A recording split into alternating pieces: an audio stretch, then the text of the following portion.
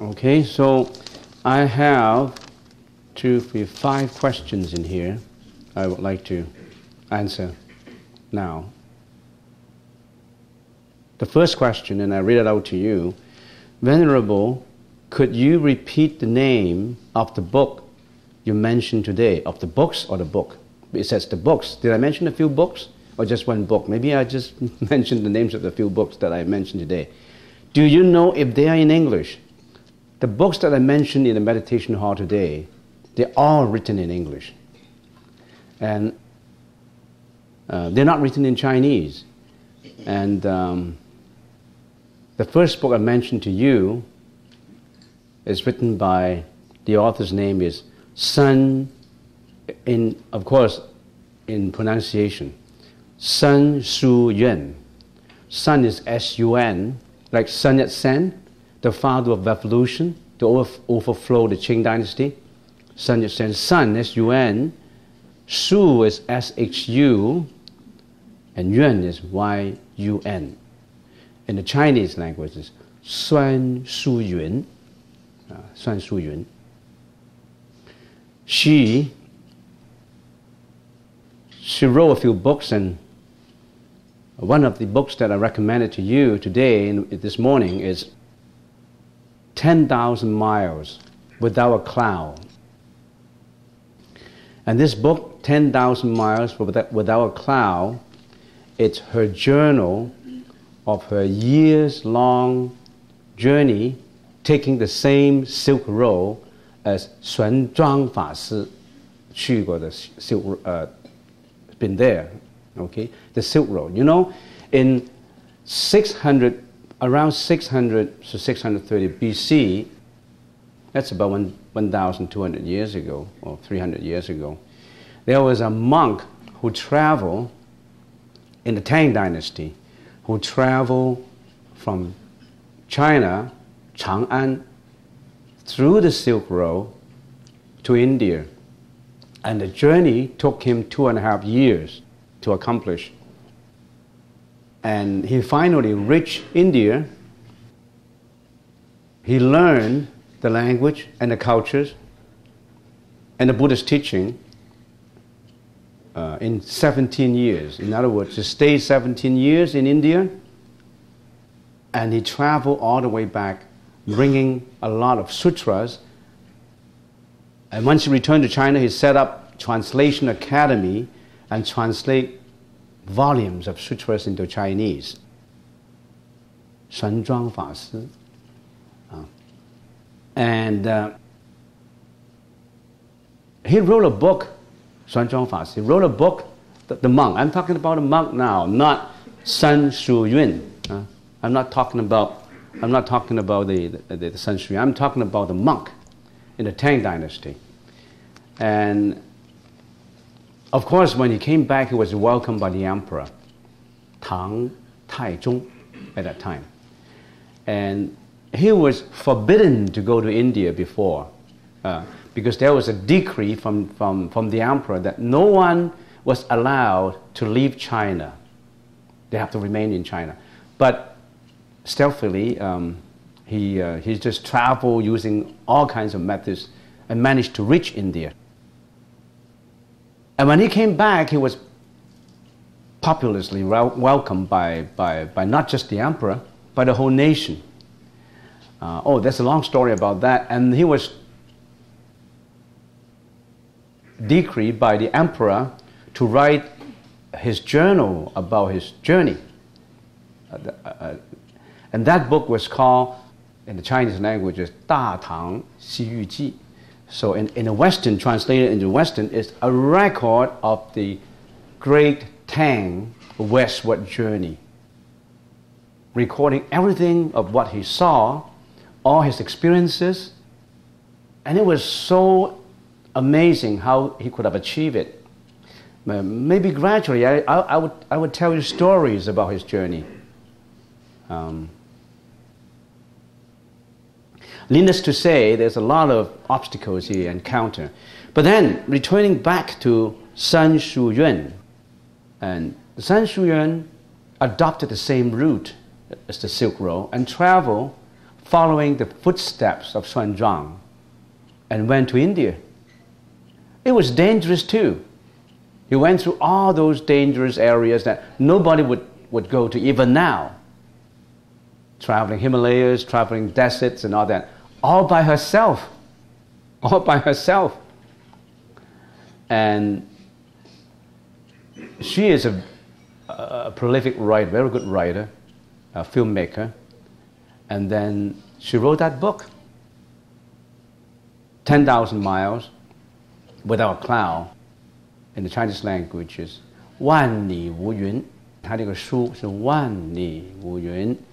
That's an excellent book. If you want to learn English, that's the book that you should read. If you want to learn Chinese, that's not the book you should read. And also, the monk's book was written in classical Chinese. But there are modern Chinese abridged version of the monk's book. Get that from the internet. I don't get a commission from these guys, but that's what I'm introducing to you. So that 10,000 Miles Without a Cloud by San Shu Yun. And what other books did I mention? I didn't mention any other books other than this one. I don't think so. I just mentioned a few quotations from famous writers. And if you want me to repeat those quotations, Albert Einstein, what did he say? The two ways to live your life.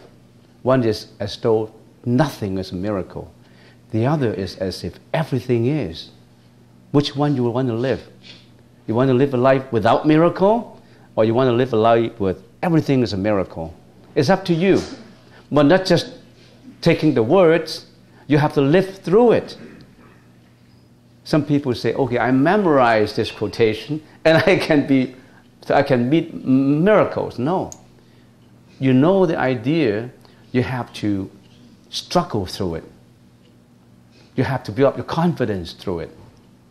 That is your motto. That's your slogan on your head.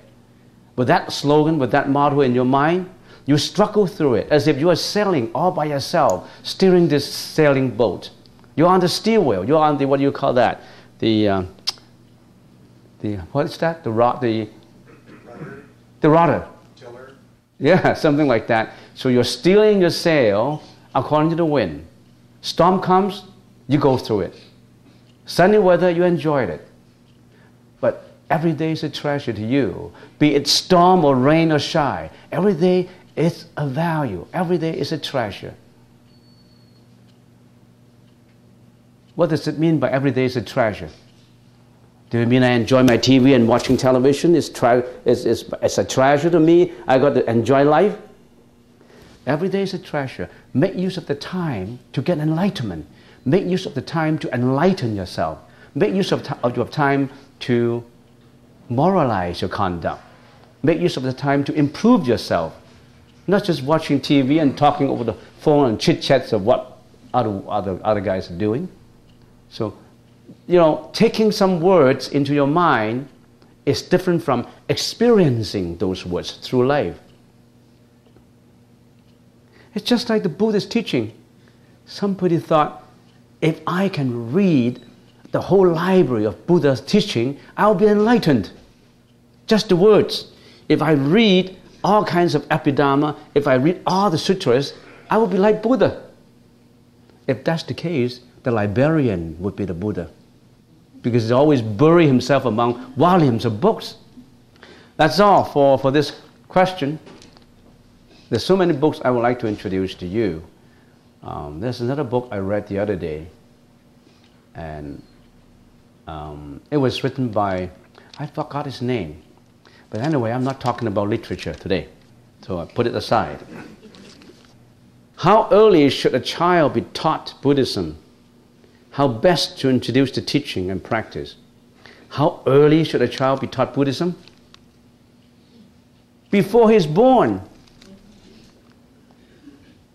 a child should be taught Buddhism before he or she is born. What does that mean?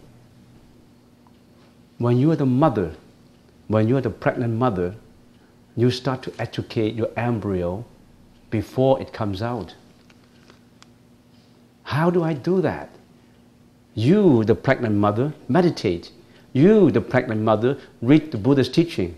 You, the pregnant mother, practice the Buddhist teaching. You directly affect the baby. If you get that, if you utilize that time when the baby is in tranquility, where he or she can absorb the most, he's in the school of your body. Your body becomes his or her school.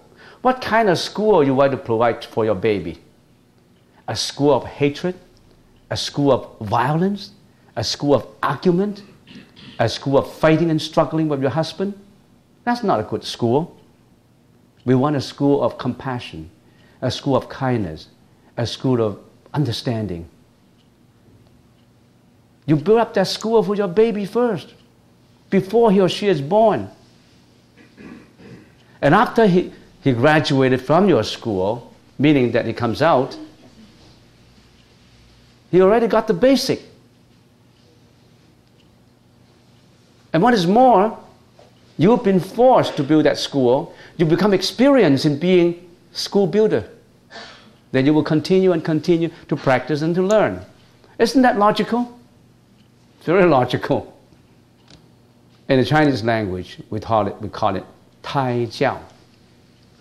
Education before pregnancy, or education during pregnancy. So, if you ask me this question, teach the child not after he's born, before he's born. And of course, after he's born, you still have to pay attention to it. And last month, I was in Hong Kong for 2 weeks.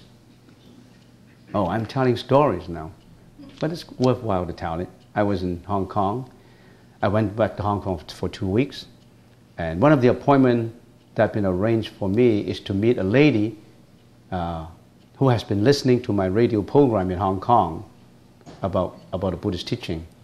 And she emailed to Warner and inquired everything about the speaker, that is me.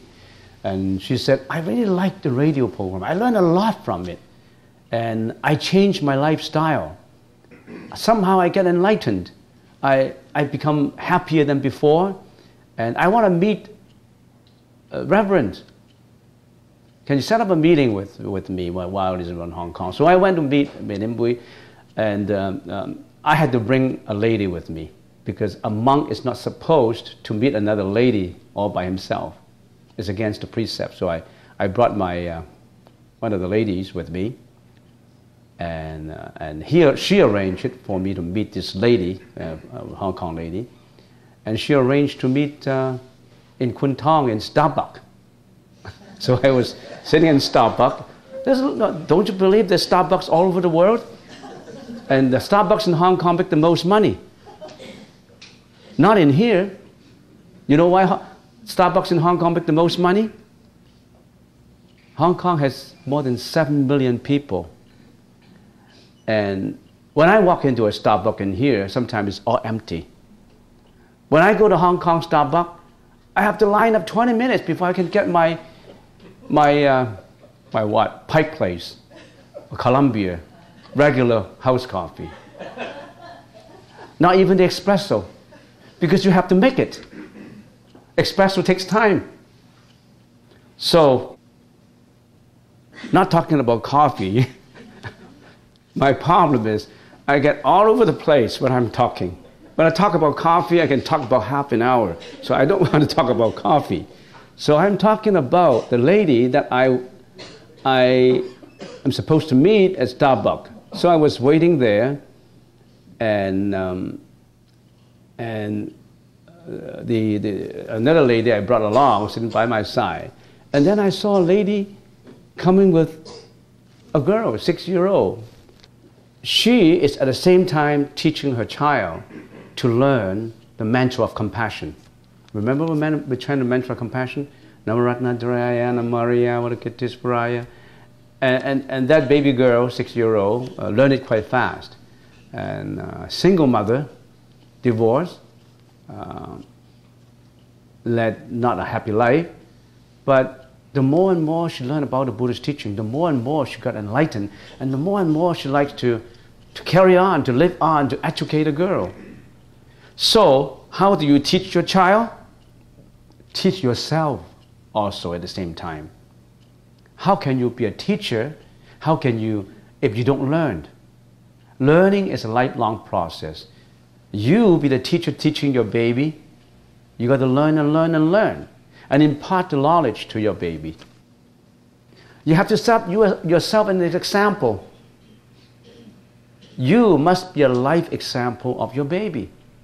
If you're lazy, if you're not learning, how can you expect your baby and to be conscientious in learning? You do it yourself first. The other day I saw a lady who came in with a 12-year-old child. She came in and said, "Go and kneel down to the Buddha and prostrate."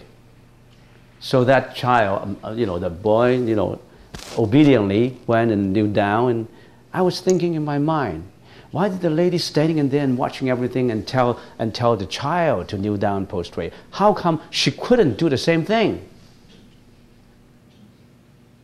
And then I finally walked up to him and said, I was very foolhardy. I was very bold in doing that. I said, maybe, can you prostrate with him? And then she actually went up and prostrate and do this kneeling. How can you tell your child to do things that you don't want to do? The child is just forced to do it. Because mom said so, I have to obey mom, so I have to kneel down before Buddha. But when he grows up, he wouldn't listen to you anymore because he can control his own life. He doesn't have to listen. You have to do the prostration to show your child that he should do it. Not just telling your child to do a prostration. Oh, John, you should study very hard. And don't spend your time in being lazy. Whereas you, the mom, you're watching television for 5 hours per day. You're playing mahjong for 2 hours per day.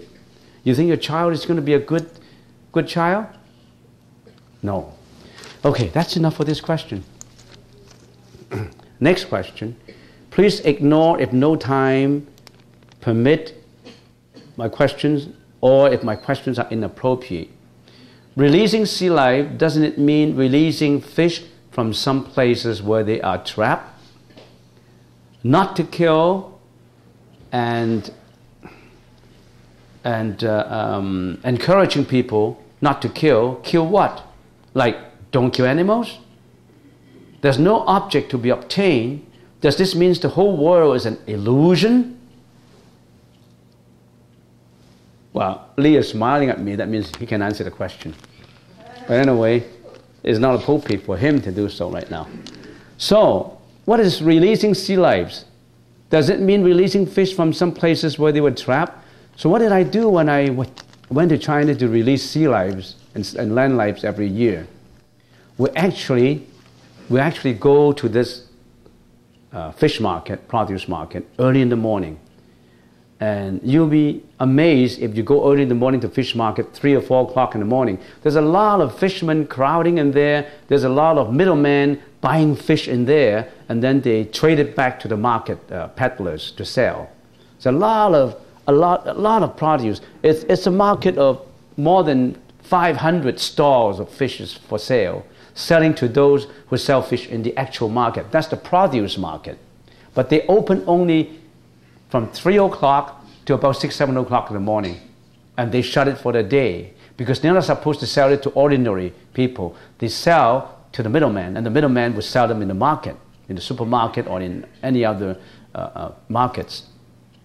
So the way I do it, every year I gather together all this money. Then every year I go to different markets in different provinces, and I buy this fish, turtles, sharks, sometimes small whales too, very small whales, and seals, all kinds of fish, variety of fish. They were lively. They were in lively tanks. They were just caught. So I buy these fish. Early in the morning, I bargain the prices. So if you buy a fish, if you buy a cod, say in a market yourself for $50, I could have bought that one for $20 because they make $30 from you.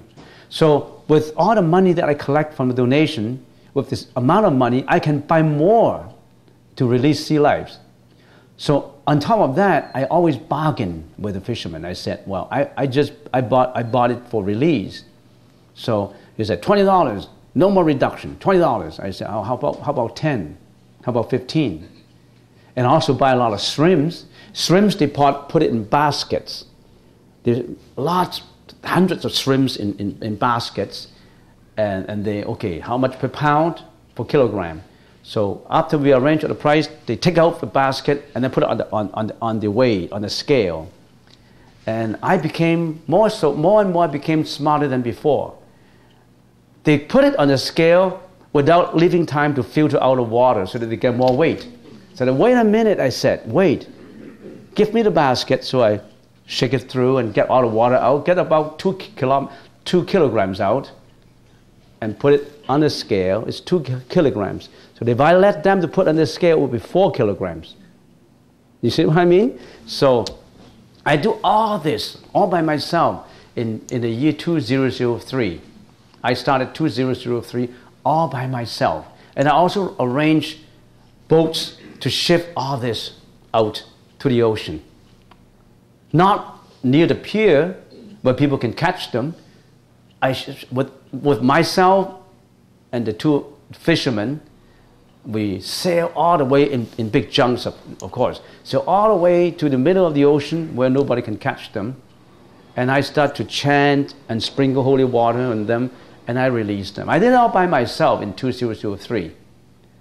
And up to today, after 6 years, I already have 50 people coming with me every year. And when I first started, I started with $80,000, approximately $80,000, not Canadian dollars, Hong Kong dollars, which is equivalent to about $10,000 Canadian. So I started with $80,000 only. And now I get $1 million from all the sources. And I have 50 people working with me. I used to get up 2:30 in the morning so that I have time to get there by 3:30. Now I only get up at 4 in the morning. Conscientious co-workers already make arrangement for me because they learn how I did it. I actually walked through every store and bargained and everything. They did the same thing. You also have to choose the kind of fish that they caught in the vicinity of the waters. In other words, they could be selling Australian lobsters in China. If you release Australian lobsters in Chinese waters, they won't survive. They're not used to the pressure. So you really have to study what kind of local fish you can release. And some people have no knowledge of release of sea lives. They just, you know how people release sea lives? They just call up the fishermen and say, oh, this coming Sunday, deliver 100 kilograms to the pier, to the ferry.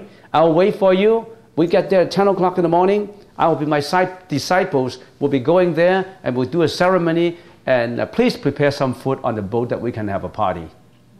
So they go in there and they have a party, and all these fishermen arrange for them. They just go there for a few hours and they release all the fish. I don't do it that way. I did it all by myself. I woke up 2 o'clock in the morning. I went there. I do it all personally. And sometimes I look very strange to them. How come this bald-headed guy, is he a monk, walking all over the place in our market, getting all his feet all wet, and he's arguing about this, arguing about that? That's what I did. I got 50 people. And now I even have people in China who did the same thing.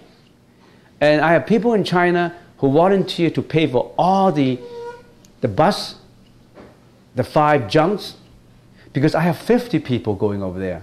So they have to get 2 coach buses. And they all pay for that. We don't have to pay. They all pay for that. And last year, there was a lady who was so touched by it. We fly in her private plane to go I've never experienced this before. It does not mean that it's an elevation of status. It means that people are really conscientious. We save the air ticket, because we travel in a private plane. We save the air ticket and we donate it back to the money to release more. So, releasing of sea lives, what is the meaning of releasing sea lives? We don't just release sea lives, we release wild cockroaches, we release, birds, snakes. When we release poisonous snakes, we don't release it close to the neighborhoods, to people. We release it to the mountains. So we have to make researches as to where they can be released without coming back to harm people. We haven't released any bears. We dare not. No bears.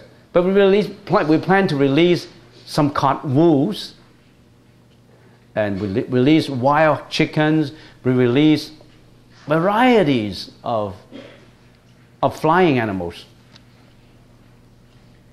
And last year, when we went to the mountains to release land animals, we experienced something that we considered very inconceivable. Nothing about supernatural power. When we performed the ceremony, sprinkling the sprinkling holy water and that, all of a sudden we felt a wave of warm energy overwhelm everybody. It's just an energy in a mountain, very overwhelming warm energy. And I thought it's because the fluttering, the waving of the birds' wings would produce such a kind of, it's windy, but it's not windy. But then the birds haven't been released as yet. So later I tried to analyze it myself. It's because maybe the god of the mountain, they feel happy. Because some people caught their members. All these wild animals belong to the mountain, belong to nature. And people caught them for killing them for food. And if you release them, the gods of the mountains, they felt happy. Because look, you caught all my members, and now you're releasing them to me. These guys are good guys. They're releasing my family members to me, back to me. And they felt happy. Then they came to congratulate us. This is what I thought. Nothing about supernatural power. If some people catch members of your family during a war, ready to be executed, and one day they send them back to you, how would you feel? Would you feel the same thing?